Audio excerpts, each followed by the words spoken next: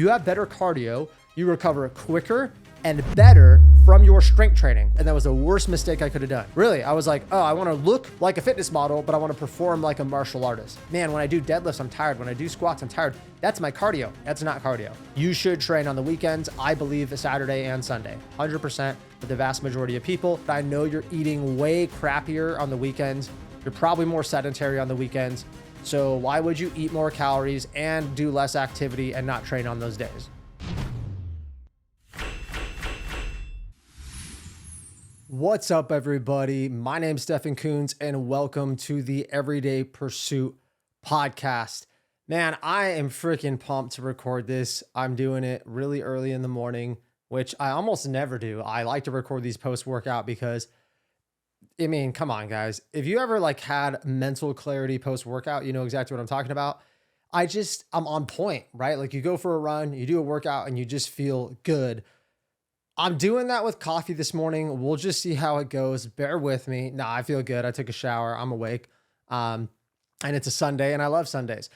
But that's not what this is about. I want to talk to you guys about muscle building and fat burning, since I'm just taking a guess that the vast majority of you guys want to burn fat, build muscle, and increase your performance, since that's what we do with our everyday heroes. So if your goal is to burn fat and build muscle this year, you do not want to miss this episode, because I'm going to walk you through the exact workout split that I think is best to burn fat and build muscle. And even if you're a female and you hear that and it's maybe a turnoff for you, I promise when you say, no, Coach Stefan, I just want to get toned, that's exactly what you're talking about. You just don't know it. A scientific thing to get toned, air quotes, you have to actually burn body fat, reduce your body fat, so your muscles show, and build muscle. Doesn't mean you're going to build this big, bulky, chunky bodybuilding looking muscle. And I think that's what a lot of females assume. And I know because I've worked with thousands of people in my life as a coach. And a lot of women go, no, I don't want to build muscle. I just want to get toned. Well, okay, so we just want to burn fat. Well, yeah, but I don't want to get too lean. This isn't me dogging on females, but sometimes I feel like most women don't really know the scientific thing that needs to take place for their actual goal, if your goal obviously is to get toned. And here's the thing about burning fat and building muscle. It can also be done while your performance increases. It's very dependent on what performance. If you want to get stronger or better cardio, performance is kind of a very broad term. I think for a lot of our first responders, it's getting some cardio, maybe some flexibility, mobility, some strength. I mean, it's really just well-rounded, because if you are a tactical athlete, because I don't know if you guys know this, we basically train nurses, which I know is not a tactical athlete, but cops, firefighters, which are border patrol, that whole realm of everyday heroes and first responder, emergency services community. You guys got to be a little functional, right? If you're not, it might bite you in your ass a little bit. Okay. So just to let you guys know, before we dive in super deep, there's a difference between aesthetics, AKA how you look, how your body looks, and athleticism. Now, even if you've never played a sport and you are I call tactical athletes, right? And the reason I say tactical athletes is because a regular athlete is very specific, right? Like I'm playing pickleball, I'm playing volleyball. I don't know why those first two came to my mind. Don't judge me. I'm playing basketball, I'm playing football. Even though probably all those sports, you got to have some of a little bit of everything, right? Some agility, some cardio, some explosiveness, some power. They're really specific to the sport. When you're a cop or a firefighter, I think you have to be really well-rounded. You don't know what you're going to get into, dragging somebody, carrying something. So a lot of that training, tactical training, one of the certifications one of our coaches has, and I'm working on right now, is Tactical Strength and Conditioning Facilitator. And it's called TSAC-F. And in that certification, it's a lot of GPP, general physical preparedness stuff, like sled drags and ball tosses and things that are more functional. I'll do air quotes to get functional, because you don't know what you're going to get into. So you just have to be like a Swiss Army knife. But I want to talk about the aesthetics portion, because I think most people that come to us, even if you have performance goals, even if you are a firefighter or cop, whatever, you want to look good naked. Okay. I get it. I get it. I've been there. Like, I want a good physique. I want to be able to take off my shirt and be like, hell yeah. Okay. Totally understand that probably if you're working with a fitness coach or you're even listening to this podcast, you probably want to look good, right? And the thing is, most people that are performance animals look really, really good. It's not one or the other, but in a way, it can be, because there are people that have great looking physiques that really aren't that strong and they're not that in good a shape. But it doesn't go the other way. And what I mean by that is there's people that are performance animals, and I know them personally, and they don't look that great. Doesn't mean they look terrible, but they don't look probably like the person you want to look like. You know, you see these like jack CrossFitters or these fitness models. The CrossFitters are obviously in pretty good shape, but a lot of the like fitness model community, you know, the people that you're going to see that are like ripped on Instagram, it's not that they're in bad shape whatsoever, but they're not as a great a shape. And I actually saw a reel the other day with this lady that's a world-class rugby player. And she's like, I have cellulite on my legs, and, you know, I don't look like the ideal Instagram girl, the fit body, but I'm just an animal, and my cardio and my strength and my explosiveness, but she doesn't look that good. Doesn't mean she doesn't look good in a bathing suit, but comparatively to the like Instagram fitness girl with a booty wearing the special leggings that all the girls want to look like, no, she probably doesn't look as good, general consensus, right? So you have to understand that there is a difference, but here's where it kind of comes full circle. I used to be a fitness model. Okay. I did a little bit of fitness modeling, and I knew that there's different realms, right? There's like the bodybuilder, there's the aesthetic, calisthenics, like there's different looks, right? I didn't want to train to fit a look. I wanted to train to fit the look that I wanted. And then if the magazine wanted me, then they could have that, because I knew the look that I wanted. And if you follow me on social media, it's like one of my profile pictures, or my profile picture with the red background, is when I did my photo shoot. Probably brought the best package I've had. But when I was there, I was also in very good physical conditioning. But you have to understand that there were actually times previous to my life, previous to that photo shoot, that I was more of an animal conditioning wise. Like when I was a wrestler, when I did MMA, I was faster and more explosive, had way better cardio. If you ever wrestled or participated in a martial art, hardest thing out there. Training for fighting, hardest training you'll ever do. For sure. Like, you have to have such good cardio, such good endurance. It is just brutal. Wrestling is the hardest sport I've ever done in my life. So was I in better shape then? Conditioning wise, performance wise? Yes, I was. Did I look as good? Nope. And that's the thing, is they don't actually have to really, there's causation, or correlation, but not causation, right? Like, they do have to do with each other, not as much as you might think. So you have to kind of decide which route you want to go. Now, I wanted to like break the mold. I said, no. I want to do both. That still means I need to pick a side. Like, if I want to be really good at performance or look really good, you can't stay 50-50. Unless you're a genetic freak, you can't stay 50-50. It's very hard. You kind of have to say, what does most of my training look like? Because for everybody that I've ever trained, if they were to focus more on like bodybuilding, hypertrophy, aesthetics, which we're going to get into, so don't go anywhere, you're going to look better. If you're doing like running and plyo drills and all that stuff, it doesn't really add to the way your physique looks, but it does add to the way your physique performs. And that's the thing, is you have to understand, do I want to look good? Do I want to perform? If I want to do both, which side do I want to lean towards more? And you need to make that decision before you start your training program and before you get into it, because if you don't, you're going to run around like a chicken with your head cut off, and you're going to be doing this and this and changing things all the time, and you're never going to actually make any progress. So when I did fitness modeling, I did more of a functional bodybuilding split, because and I'll get into that, but basically I wanted to primarily do bodybuilding because I knew that's going to make me have the best physique. When I did fitness modeling and when I brought the best physique I had, and even early on in my first like 5 years of weight training, I had a really pretty good physique. that's when I just straight did bodybuilding. Like when I was in the military, yes, I did some PT and stuff like that. Running, I was doing MMA like as a kind of a side thing, not like I was training when I was in high school at all. I wasn't training 5 days a week, wrestling practice or anything like that. I would go to the gym 5, 6 days a week. And 2 or 3 of those nights, I would go to the gym for like 30 minutes. Well, there was a gym at the MMA place, and then go train like ground and striking and stuff like that. So I was training a lot, but it was majority of bodybuilding, which hindsight 2020, that's probably the reason I got a really bad injury, because I was this like, not that I was a bodybuilder, but my physique was like this pretty muscular, thick bodybuilder that went and did MMA, and I wasn't as flexible as I needed to be to do jujitsu. I was in really good shape and strong, but my cardio also wasn't as good, but mostly like my flexibility, my striking, my explosiveness was nowhere near where I wanted to be, because I wanted the best of both worlds. And that was the worst mistake I could have done. Really, I was like, oh, I want to look like a fitness model, but I want to perform like a martial artist. I mean, even if you go look at UFC, there's some guys that are genetic freaks, but most of them, and they all look good, right?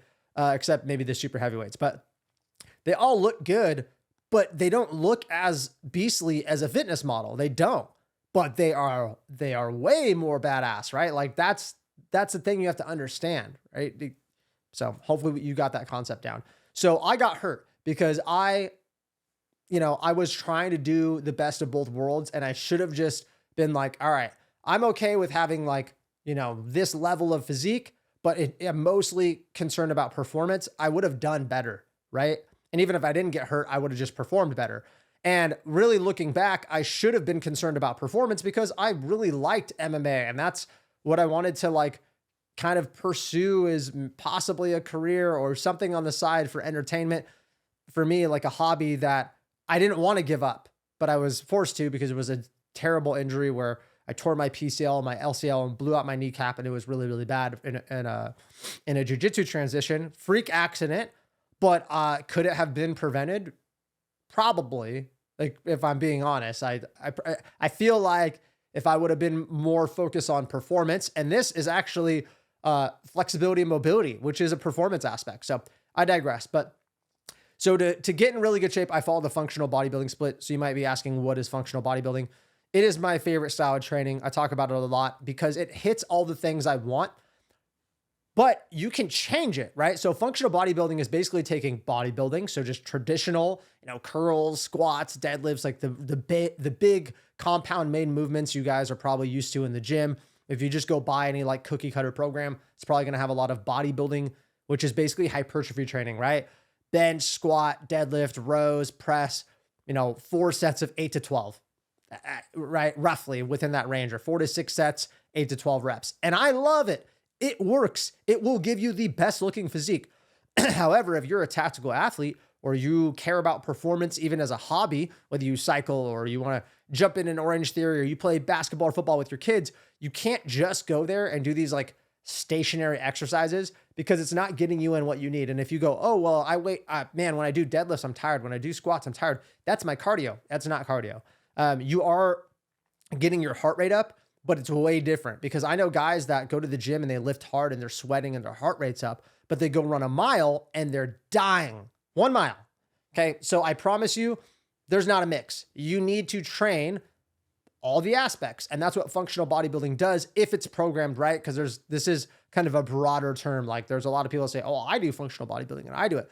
What I do right now, because I am more focused on aesthetics, probably 70% of my training is the lifting. Then I have about 20% that is mobility and 10% cardio. Don't judge me. I just don't care right now. I don't need to be a performance athlete, because I am a fitness coach, but I will never let my cardio get so bad that I can't perform when stuff hits the fan, or, I don't know. I don't know what I'm going to get into, right? Like, if I got into a tussle with somebody, I don't want to be gassed out in 45 seconds. I want my heart rate to be able to perform at a high VO2 max, and my body not to lock up. And I see this all the time. If you go look up like fights on YouTube or Instagram, people that are really big and strong, 30 seconds, they're gassed out, because like I said, wrestling and fighting is so tiring. Their forearms like lock up. And even if they're stronger and bigger, they can't do anything, because they just have no energy. And you do gas out super quick. So for me, I always care about the performance aspect. Plus, I have a 13-year-old son that wants to play football and run around and do all these things. So yeah, I want to make sure that I'm ready to go and do whatever. Or if my friend says, "Hey, let's go mountain biking," I can go do that. So here is the split that I follow. For me, it's very dependent. And I'm going to tell you a story about one of my clients, Kyle, after I lay this out. But I'm just going to go ahead and ask you some questions. The first question you have to ask yourself when you're creating more of the functional bodybuilding split, and I'm just going to say this is the route that I would go on because it's going to help you build muscle because you are doing bodybuilding hypertrophy training. Hypertrophy means muscle growth. Plus, because I said burn fat and build muscle, the burn fat portion is going to be from doing cardio training. Now, weight training is superior to burning fat. I know that's kind of counterintuitive to what I'm getting into, but it is a superior method. It doesn't mean you throw the baby out with the bathwater and you don't do any cardio. That's not good. In fact, adding in small bouts of high intensity training or maybe some steady state cardio are just going to help you get more shredded. And you recover better from your strength training when you have better cardio. Let me say that again. If you have better cardio, you recover quicker and better from your strength training, which I just said was the most important thing to building muscle, and building muscle helps your metabolism. And if you have a faster metabolism, what do? You burn more fat, right? It's this cyclical thing. It's in a circle.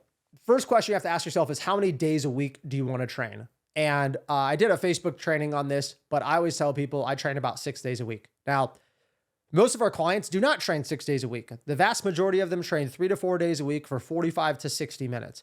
And I know that. So because of that, here's kind of my ideal thing. Now, most trainers will tell you, hey, if you train 3 days a week, you should do full body. And I actually agree with that because if you're going to do like Monday, Wednesday, Friday, and you're going to do like back biceps, chest, triceps, and legs, which is a push-pull legs, it's hard because you're only hitting a muscle group one time a week. And I don't think that's ideal for muscle growth unless you are spending 2 hours at the gym and destroying that muscle. And even though it would be good for muscle growth, it wouldn't be good for fat burning, right? Because you just hitting chest and triceps, you're not going to burn very many calories in the gym. You might burn some on the like afterburn effect, right? Like muscle recovery. But I've done hard chest and tricep or back and biceps, like a push-pull day in the gym. And it's nothing like a leg day or a posterior chain day where you're doing deadlifts and RDLs. Like your heart rate is way lower. You're not as sweaty. Doesn't mean it's not hard for your muscles, but I don't think they're comparative. For me, I need to understand that. And I need to go, okay, so if I'm going to train 3 days a week, I might be doing full body. And this is why I like doing 4 days a week and push a lot of my clients and in pursuit to do at least 4 days a week, because it gives you some flexibility if you care about aesthetics and performance. And generally, what I like is push-pull legs, full body. And here's why. For a 6-day split that I do push-pull legs twice, right? That's what I'm doing right now. So basically, you could do it however you want. Probably the most optimal would be push-pull legs, rest, push-pull legs. If you're going Monday through Sunday, you're resting on Thursday, right? So Monday, Tuesday, Wednesday, rest Thursday, Friday, Saturday, Sunday. A lot of people don't want to train on the weekends. I talked about this before on the podcast. You should train on the weekends. I believe Saturday and Sunday, 100% for the vast majority of people. I know it's hard if you're like, well, I got kids or I work or I'm traveling. If it doesn't work for your schedule, don't do it. But I know you're eating way crappier on the weekends. You're probably more sedentary on the weekends. So why would you eat more calories and do less activity and not train on those days, right? That's just short take, but there's other episodes that talk about this super in depth. I usually train on Saturday and Sunday if I can. Actually, yesterday I trained at the gym for like an hour and a half, crushed it.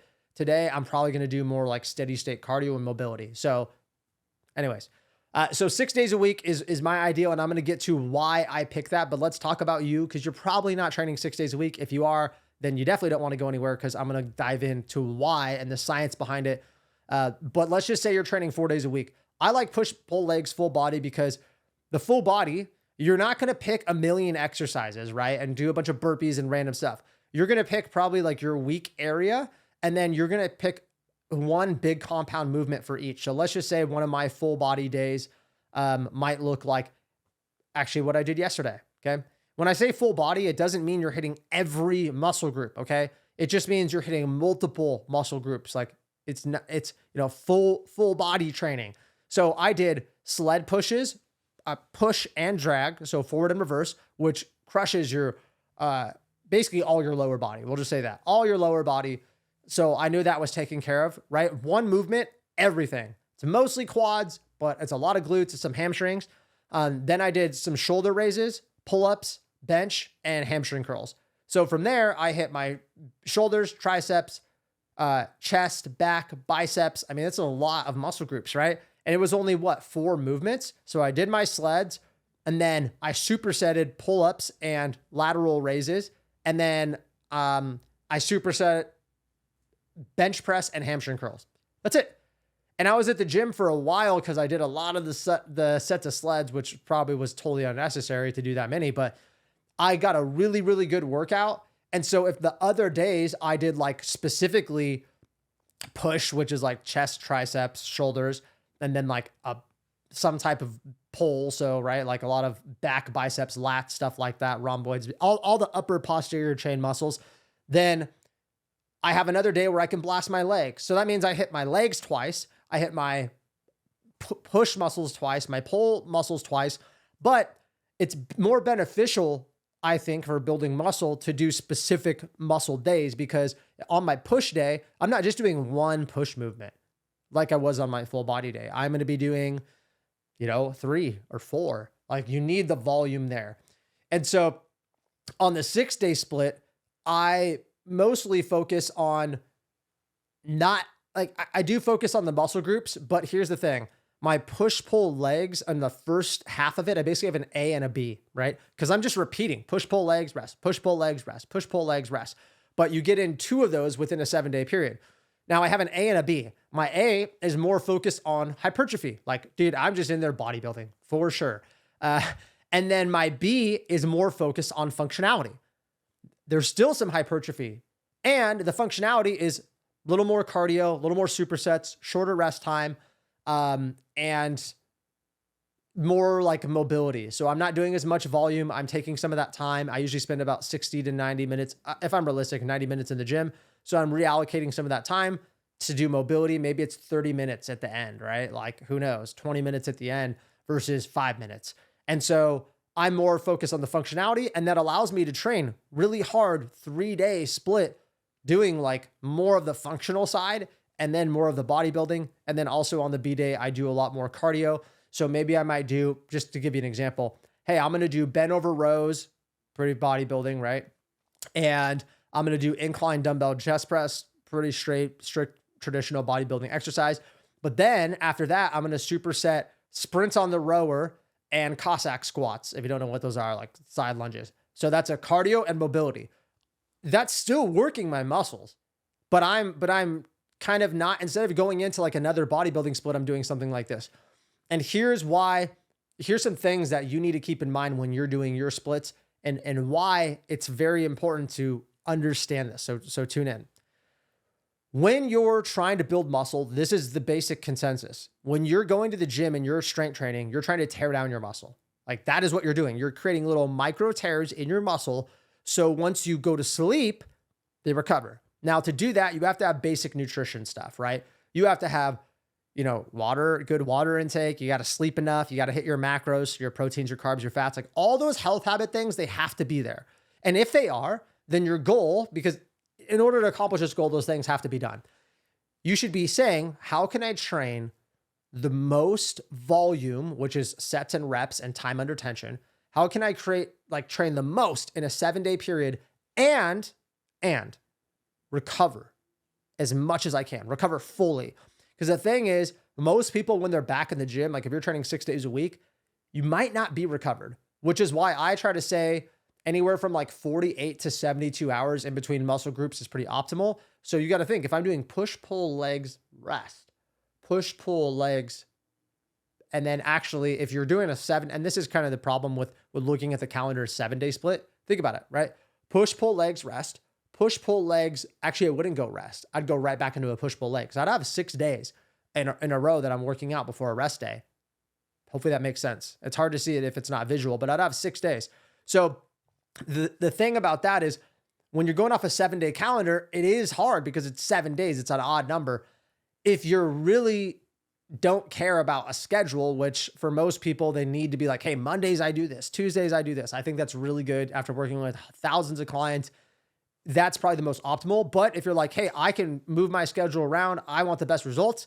Okay, you should do push, pull, legs, rest, push, pull, legs, rest, push, pull, legs, rest, which means your rest day will probably be a little bit different. If you look at a calendar, it will be on a sliding scale. So you won't have the same rest day every week.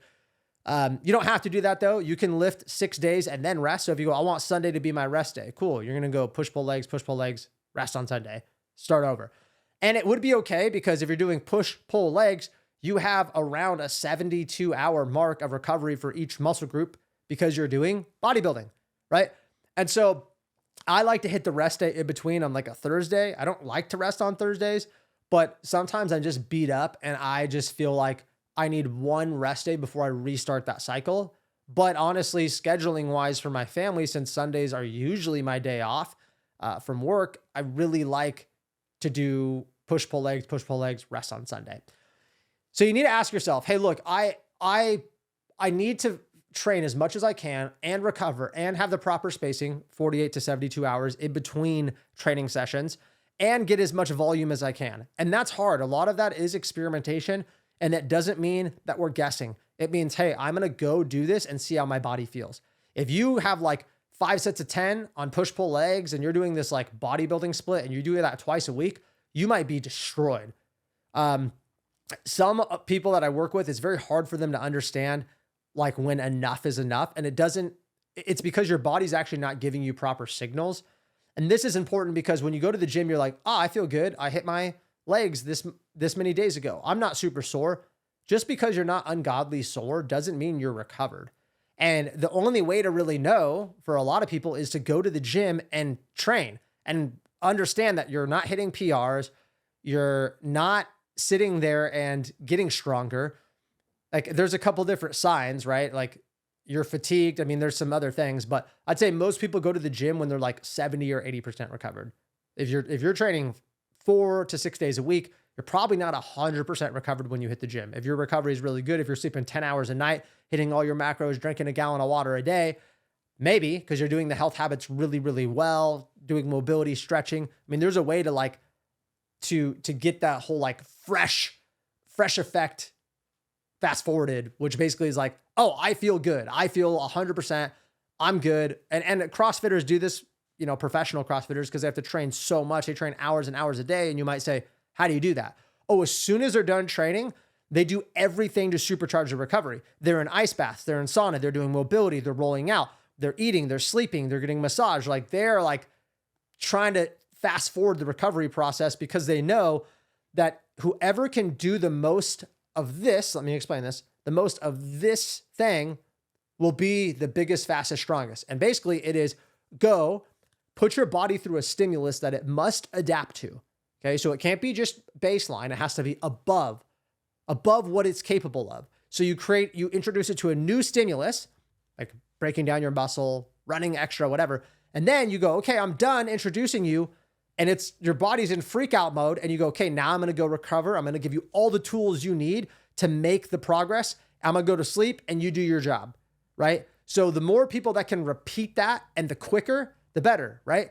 So if I've gone to the gym for 17 years and I've trained 6 days a week, I can't even do the math. But if you say how many days a week that you've trained, anywhere from 4 to 6 days a week, how many like breakdown and recovery sessions have I had? If you look at it as a full circle, like how many times have I broke down my muscle and recovered? Thousands and thousands and thousands. So if there's somebody else that did 2 or 3 days a week at the gym, but also has been lifting for 17 years, how many more like reps, how many more like broken down and recovered sessions have I had than that person? A lot, maybe hundreds, or maybe even in the thousands range. So don't you think that would make a difference? Yes. And so the whole goal is when you're looking at a split is how many times can I effectively actually create a new stimulus and break down my muscle within a 7-day period and also recover full circle, right? That's the problem with some people that try to train 2 days a week is, yeah, you're getting in more training volume, but are you actually recovering? Are you actually getting to the point where the next training session, your body kind of has that reset? And that's important because if you're introducing it to a new stimulus, like trying to do more weight, trying to do more volume, trying to go faster on the assault bike, trying to run further, faster, whatever. In order to do that, your body has to have recovered to adapt to the new stimulus, right? That's why you can't go lift weights and do chest and triceps and then 5 hours later, go to the gym and do it again. That doesn't work, right? That would be ineffective because it's like 1/4 away or 1/4 through the recovery process and you're breaking it down again. That's like overtraining, right? It's not smart. And there's a lot of things that pull into it. But again, I like to do 6 days a week. Now I'm going to tell you about Kyle because I don't know if you remember, I told you I was going to tell you about him. So Kyle's a client of mine, really ideal like build, but his physique really wasn't that great. Like when he first came to me, he had a dad bod, soft, had a belly, had kind of some like fat on the chest. Very athletic person. Okay. Used to play football, straight animal. But if you looked at his physique, you wouldn't really guess that he was like pretty jacked and ripped. And that's the thing of fat, right? It just covers up what's there. And so we knew that he was pretty much a performance animal, but his physique didn't show what he wanted, right? He wanted to have like a nice 6-pack and muscle and all that stuff. And so I gave Kyle a pretty intense functional bodybuilding workout. And because he was an ex-athlete, he's not a first responder, but I've done this with other first responders. They want to train like an athlete. It feels good. Even if you don't have an athletic job, if you're trained functional bodybuilding style, you're going to feel way, way, way better. So basically with Kyle, we worked on doing what I said. He was on anywhere from a 5 to 6 day a week split. And in 3 months, this dude was like jacked, ripped. He's actually one of our transformations you can go check out on our Instagram. It's at @StephenKoons_fit. I'll drop the link below, but if you're watching this, you might be watching it on social media. And he had a great transformation. And he went from like a dad bod to like a pretty awesome 6-pack. And what you didn't see is he gained a ton of muscle, which is sometimes hard to tell from the picture. So he lost like 7% body fat. This guy gains muscle like crazy. He gained like 12 pounds of muscle and all his performance went up. His cardio got better. His mobility got up. His explosiveness got up. His flexibility. I mean, all these other things that you can't see in a picture because he trained smart. And he accomplished what he wanted because if you look at his body scans, yes, for our clients, we actually do body scans. So we're not like, hey, how much do you weigh? Let me see your picture. That tells one side of the story, but I would like to see a scan that's actually measuring your body fat. So we use InBody or our eVolt 360 we have in our gym. So it's a $10,000, $12,000 piece of certified medical equipment that's doing BIA, bioelectrical impedance. Long story short, it basically sends signals through your body, measures your body fat and muscle mass. So we can see that Kyle literally at the same time, after training for 12 years, burned body fat and build muscle at the same time, within the same time frame, right? Every week we'd see his muscle go up and his body fat go down. It's like a trending perfect chart. That's what we want to see. Now, sometimes that is really challenging to do. Scientifically, for most people, you're going to either be in a fat burning or muscle building state. But here's the thing about muscle building and fat burning. They can happen at the same time because they're two totally separate things. Some people go, oh, I want to burn the fat and I want to turn it into muscle. I want to let you know that doesn't exist. They're two different things. That's bro science. It doesn't melt and mold into muscle. Now you might burn that fat through oxidation as energy to help recover and build the muscle, but it doesn't, fat never turns into muscle. They're two separate things, adipose tissue, muscle tissue. Just want to get that out there in case you were confused. So basically what happened with Kyle is he was doing enough volume to create a hypertrophic state where his body's like, I want to build muscle. Now I need fuel. And what he did, because he did a lot of the high intensity and your nutrition still has to be on point, his body's basically in like building muscle, his metabolism's up, and he is burning stored body fat as fuel to build muscle. Because the thing is, when you're working out, except if you're doing like a slow jog, or like walking on the treadmill to incline, any of these high intensity interval trainings, they don't actually burn fat while you're training. A lot of that fat burning happens after. If your heart rate's like 60% or above, you're actually burning carbs, stored carbs. So for Kyle, what happened is he created this like state where his heart rate, he'd do this high intensity training and he would do this bodybuilding. And basically what happens is his heart rate would be so low after he's done, because your body works on a negative feedback loop, right? He did this high intensity in bodybuilding and then his heart rate's low. And guess what? When your heart rate is low, guess what you burn for energy while you're chilling like this? Stored body fat. So yes, you can. And he's burning it for energy. Where is that energy going? To build muscle. So yes, you can burn fat and build muscle at the same time. Your training has to be right. Your recovery has to be right. Your nutrition has to be right. And I've noticed this with myself. When I'm focused more, I know this isn't like a nutrition, but it ties in. When I'm focused more on the nutrition aspect and training for hypertrophy, I always look better. I'm always more lean and have more muscle mass. And I know because I go to a body scan and I can see scientific proof that it works that way. When I'm focused more on the performance aspect, what do you know? I can perform better. But what doesn't happen is I don't look as good. I don't look as good because I'm more focused on the performance side, right? And so the cool thing about functional bodybuilding is you're able to kind of like to turn the dial depending on what's important to you. And so I'm able to do that really, really well in a 6-day split. And I look at it as a calendar in a 7-day period. So for example, and I'll just kind of cover this again. I do push-pull legs. Now I don't, if you go look up after, okay, he said this, I'm going to go Google it. You're going to find just probably bodybuilding splits. The way that I program myself is very methodical. I hit my weaknesses. I hit my strengths. It doesn't mean that you couldn't do the same workout program as me, like the exact same and get really good results. But a lot of these push-pull leg, splits are bodybuilding. Even Arnold did push-pull legs actually. So that was like one of his favorite splits to do. Now he's a bodybuilder and he's taken a lot of steroids and has awesome genetics. So it's a little bit different, but it just shows you that even some of the elite understand that this is a really, really good split. We also have clients that do upper, lower. That's a good 4-day split. So I will say this, there's not actually a perfect split, which I know I might be disappointing you at this time. There's really not. The perfect split is really what split that you can do consistently and see results. And I say this all the time, you are your own science experiment. You only know what works for you. And I've had times, for years, I did a 4-day split with 2 extra cardio days for years, like 5 years. I'm not even kidding. I would do chest. I would do, push pull. So like chest, triceps, back, biceps. I would do legs, primarily quads. Okay. Then I would do shoulders, abs, and auxiliary. So like my shoulders, my abs, because they burn out pretty quick. They're not a huge muscle group. It's easy to do a couple exercises and destroy them. And then I do like abduction, calves, stuff like that. So auxiliary, and then posterior chain, right? That's a 4-day. So I'd really hit my legs twice, my upper body once, but then I'd have these 2 other days where they're still training 6 days a week. And this is why I feel like I can't get everything in 4 days that I need to for my physique. And I like to train every day for mental health and a million other reasons. So for me, I like to train 6 days a week. And the other 2 days, it gave me freedom. Like, yes, I mostly did cardio, but what if I'm like, man, my biceps are kind of lagging behind. I'm going to hit curls. I'm going to do my run and then I'm just going to go hit curls. And cool thing too is what if I missed a day?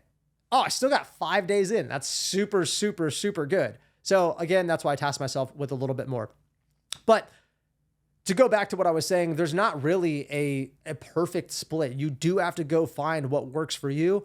I've seen people burn fat and build muscle on almost every split because most of it does come down from your nutrition. If you're in the newer stages, like the first couple years of lifting, you're way more likely to burn fat and build muscle at the same time comparative to somebody that has been training for 10 plus years. For me, it's very hard. I kind of have to do like an actual cut phase or an actual bulk phase because those newbie gains that exist where your body's just like burning fat and building muscle, it's very challenging to do. And the longer you've been lifting, the harder it is, right? So hopefully this gives you guys some context of what to do. If you're on a specific workout split, you could let me know. I'm here on social media. Come ask me questions. You can find me at StephenKoons_fit on Facebook, on YouTube. I'm pretty sure every platform you can freaking comment, maybe besides Spotify. I don't know. And you can ask and I'll give you my honest feedback about your workout split. But I will say this, you need to be a little bit careful. In the New Year's, I see a lot of people jump on these like wagons of these pre-made workout programs and they're not all bad. Good news. Okay. I'm not dogging on them. They're not all bad. Some of them are really, really solid, but you have to ask yourself, there's a lot of questions. And this is what we do when we have a consultation with our clients. What is my goal? How long am I willing to stay at the gym when I do go? How many days? What days? What are my overarching goals that are really important to me? What are my weak areas? What are my strong areas? What equipment do I have access to? Like there's kind of a lot of things that go into a really solid exercise program. But I would say for most people, I think if you're going to train 4+ days, if you're training 3 days a week, probably full body splits are going to be the best option. But if you're going to go 4 to 6 days a week, I think doing like a push pull leg full body, or even 5 days a week, push pull leg and 2 full bodies would be great, because you're hitting like a specific day that you're doing bodybuilding, and then the full bodies you could sprinkle in whatever you want. So there's a million. I have this book by Jim Sabani, Encyclopedia of Strength Training. Dude, the book is this thick. There's so many different splits in it, and there's not a wrong or a right. I don't want people to fearmonger you into like this dogmatic approach of like, this is wrong or this is right. We have a lot of people in our program on different splits, and you want to know what? Almost all of them get results. What results? Oh, they burn fat and they build muscle, because it comes down to your nutrition, your consistency, that specific individual's volume, how hard they're pushing the gym. There's a lot of moving components. I'm just giving you guys the one that I think is best. If you said, Stefan, I want you to have the sickest physique that you've ever had, I'm going to give you 6 months. I'm going to tell you right now, I'm going to do push pull legs, baby.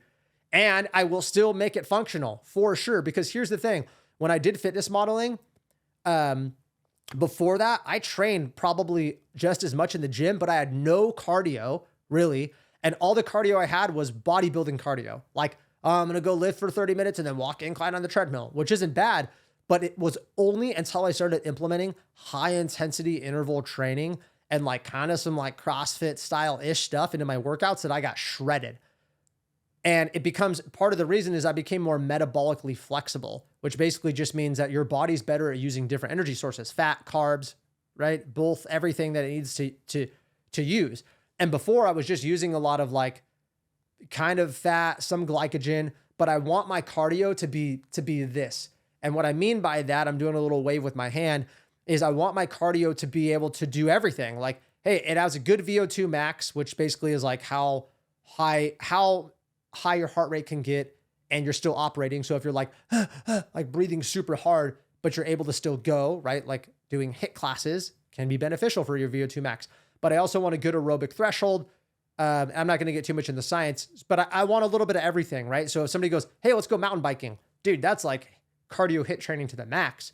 Or if somebody said, hey, let's go on a jog, I also have the endurance to keep my heart rate at maybe 60, 70% of my heart rate max for an hour, right? Like that's metabolic flexibility. And that would be more of like a hybrid athlete, which is probably what you need to be. If you're in the military, if you're a cop, if you're a firefighter, if you're training like a bodybuilder, you're going to function like a bodybuilder and perform. If you train like an athlete, what do you know? You're going to feel and look and perform like an athlete. But what if you did both? And that's literally what I do. And when I did that, that is when I mean, overall, okay, because you can't do everything. I felt the best. I looked the best. I performed the best, well-rounded, right?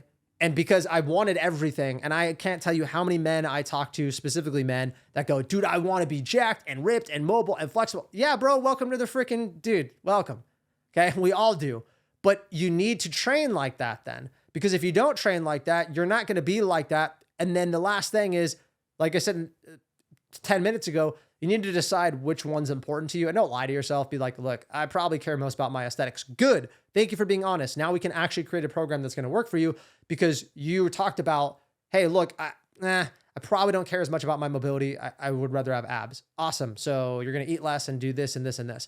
Or if you're like, no, dude, if I'm being honest, like, yes, I want to look good, but I think if I looked good and couldn't perform well, I wouldn't be happy. Okay, so you do actually care about performance a little bit more. Awesome. Okay, so we're going to make your program more performance focused. It's that simple, not easy, simple. So I appreciate it, guys. Hopefully this gives you some insight into what I've done, what I would do, what my clients are doing, what we've seen. And we've had hundreds and hundreds of transformations come through over the last couple of years. And coaching and being a good trainer, it's comes with experience. I have run so many different workout splits because I am my own science experiment too. And as a coach, I need to know what works and what doesn't work. So that's actually the fun part of my job is I get to write a program. I get to go try it and be like, ooh, did this work? How did I feel doing that? Is that realistic for my clients and stuff like that, which is really cool. But if you guys have questions, let me know. I would also appreciate if you guys would subscribe, right? We're doing these on YouTube. I'm doing the video podcast so you can see my beautiful face. Put a lot of time, money, effort into these, and I want to give you guys as much value as possible, but I can't do that if we're really low on the ranking. So if you find these episodes, this show valuable, please like, comment, subscribe, and the biggest one is share. If you haven't yet, please pause right now. It's only going to take a minute. Give us a 5-star review, okay? Just share the episode. Share it to your story. It's not that hard. Be like, share it in there, throw the link, whatever. That would be so helpful, because if we have even 20 people listen to this and you all share to your 500 friends, I mean, man, dude, it's really powerful, right? So I appreciate it, guys. If you have specific requests too, let me know. I literally create this for you guys. I ask my clients all the time, which is part of the reason I get some of these subjects, is I try to stay as congruent as I can. But if you have specific episodes that you feel like, hey, could you talk about this? Absolutely. Drop it in the comments below, and I'll be sure that I record it. I love you guys. I appreciate it. And I'll talk to you next time.